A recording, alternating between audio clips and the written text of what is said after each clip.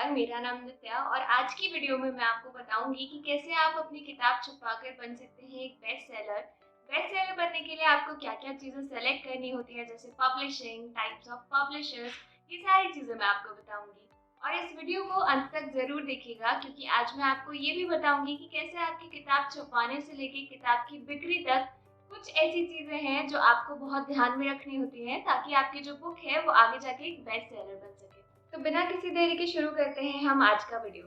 सबसे पहली चीज जो बेस्ट सेलर बनने के लिए हमें ध्यान में रखनी होती है, अच्छा देखिए, किताब कोई भी लिख सकता है पर हर कोई बेस्ट सेलर नहीं होता है। तो बेस्ट सेलर बनने की ऐसी क्या क्वालिटीज होती हैं जो आप में होनी चाहिए so that you can become a best seller. पहली चीज जो आपको ध्यान में रखनी होती है वो ये होती है कि आप जब किताब लिख रहे हैं तो उस किताब का वर्ग यानी कैटेगरी बहुत ध्यान से चूज करिए। Instead of putting many experiments, यानी बहुत सारे एक्सपेरिमेंट्स आप अपनी किताब में डाल रहे हैं, ये भी डालना है वो भी डालना है, शायरी गजल everything you are putting into it. आपको ये बहुत ध्यान रखना है कि आपको ऐसा नहीं करना है। What you have to do is कि आपको एक कैटेगरी चूज करनी है, यानी आपकी किताब का एक वर्ग होना चाहिए जिस रास्ते को आप चूज करेंगे और थ्रू आउट द बुक आप वही रास्ता अपनाएंगे। ये पहला स्टेप होता है, ये पहला पड़ाव होता है आपकी किताब को बेस्ट सेलर के कंपटीशन में पहुंचाने का।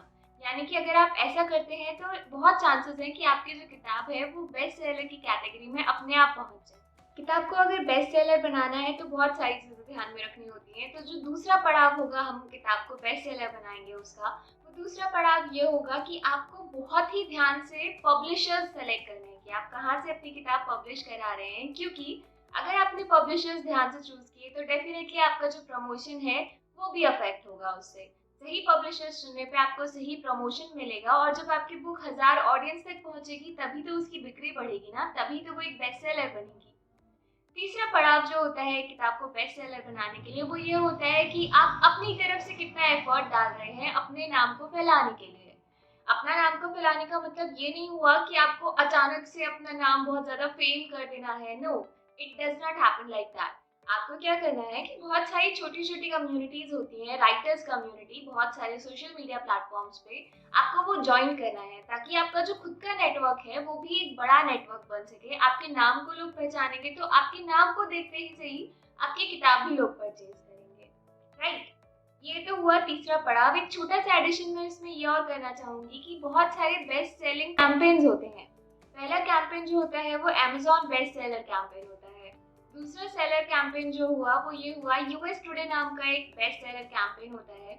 ऐसे ही बहुत सारे बेस्ट सेलर कैंपेन्स होते हैं जिसमें आप अपनी बुक को एंट्री करा सकते हैं एंड जो आपको बहुत ज्यादा हेल्प करते हैं आपका नाम बिल्डअप करने में, आपको प्रमोशन दिलवाने में, प्लस आपका जो बुक है उसको मैक्सिमम ऑडियंस तक पहुंचाने में।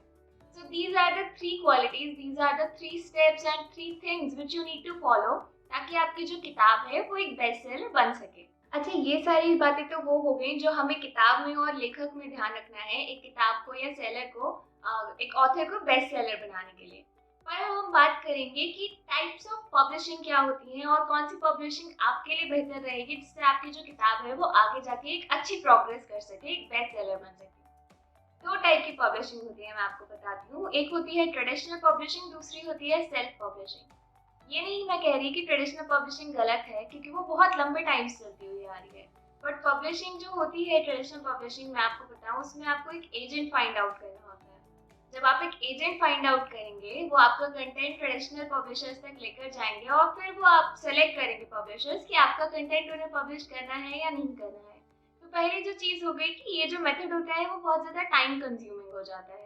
अच्छा, ये तो हो गई पहली बात। अब ट्रेडिशनल पब्लिशिंग में जो दूसरी बात होती है वो ये होती है कि जितने भी कॉपीराइट्स होंगे किताब के कंटेंट के वो सारे के सारे कॉपीराइट्स जाते हैं पब्लिशर्स के पास, ना कि ऑथर के पास। अब देखिए, जब पब्लिशर्स ही डिसाइड करेंगे कि whether they are going to publish a content और नॉट, और दूसरी चीज ये हो गई कि सारा जो कॉपीराइट है वो उन्हीं लोगों के पास है, तो यहाँ पे आपके पास बिल्कुल भी कोई अथॉरिटी नहीं रह गई है। और मैं आपको बता दूं, जो ट्रेडिशनल पब्लिशर्स होते हैं वो ज्यादा प्रेफरेंस देते हैं ऑलरेडी प्रोमिनेंट राइटर्स को, जो ऑलरेडी मार्केट में अपना नाम बना चुके होते हैं। तो जो नए राइटर्स होते हैं उनके लिए ट्रेडिशनल पब्लिशिंग में एंटर करना ही बहुत मुश्किल टास्क हो जाता है। ऑन दी अदर हैंड, अगर हम सेल्फ पब्लिशिंग की बात करते हैं, सबसे पहले तो सेल्फ पब्लिशिंग बिल्कुल भी टाइम कंज्यूमिंग नहीं होता है। Maximum to maximum 15 to 20 days लगते हैं जब आपकी किताब पब्लिश होकर आपके हाथों में होती है। तो मैं आपको ये कहना चाह रही थी कि सेल्फ पब्लिशिंग इकलौता एक ऐसा मेथड है पब्लिशिंग का जो नए ऑथर्स को भी चांस देता है कि वो आकर अपनी बुक छपवाएं और इसको बेस्ट सेलर बनने के लिए पूरी पूरी छूट देते हैं उनको। अगर मैं आपको बताऊं कि सेल्फ पब्लिशिंग की जो स्पेशल क्वालिटी है वो क्या होती है, जो हमें परेशानी ट्रेडिशनल पब्लिशिंग में आई थी वो हमें सेल्फ पब्लिशिंग में नहीं आती है, क्योंकि यहाँ पर जितने भी कॉपीराइट्स होते हैं, जितने भी किताब के कॉपीराइट हुए, कंटेंट की कॉपीराइट हुए, वो सारे के सारे कॉपीराइट्स दिए जाते हैं ऑथर को, ना कि पब्लिशर्स को। इट मीन्स कि आपका जो कंटेंट है, आपकी जो किताब होगी, उस पर आपकी ज़्यादा अथॉरिटी होगी, ज़्यादा पकड़ होगी। यहाँ पे आपके जो चांसेस हैं वो 30% से लेके 90% पे चले जाते हैं कि आपकी जो किताब है वो एक बेस्ट सेलर बन सकती है। So this is how you select कि आपको क्या करना है, ट्रेडिशनल पब्लिशिंग चूज करना है या सेल्फ पब्लिशिंग चूज करना है अपनी किताब को छपवाने के लिए। तो चलिए, अभी आप ये तो जान चुके हैं कि कौन सी पब्लिशिंग आपके लिए बेहतर है। बेस्ट सेलर बनने के लिए आपको अपने अंदर और अपनी किताब के अंदर क्या क्या चेंजेस करने होंगे। तीसरा जो मैंने आपसे कहा था वो ये था कि आपको प्लेटफॉर्म बहुत मेहनत से सेलेक्ट करना है। आपको जितना भी फोकस है अपना वो प्लेटफॉर्म सेलेक्ट करने में ही लगाना है कि कौन से पब्लिशर्स को आप अपनी किताब देते हैं।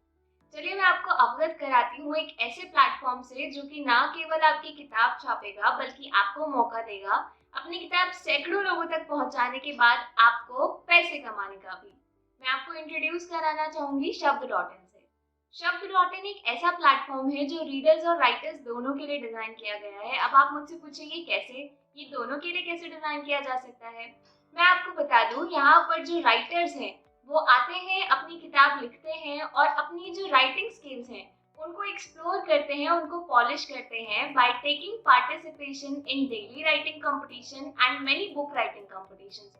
बहुत सारे कंपटीशंस हैं जो आते जाते रहते हैं जिसमें आप पार्टिसिपेट करेंगे, आपको बहुत एक्साइटिंग विनर्स अनाउंसमेंट भी मिलेंगे। नेक्स्ट मैं आपको बताती हूँ कि जो रीडर्स हैं उनको कैसे बेनिफिट मिलता है शब्द.in से।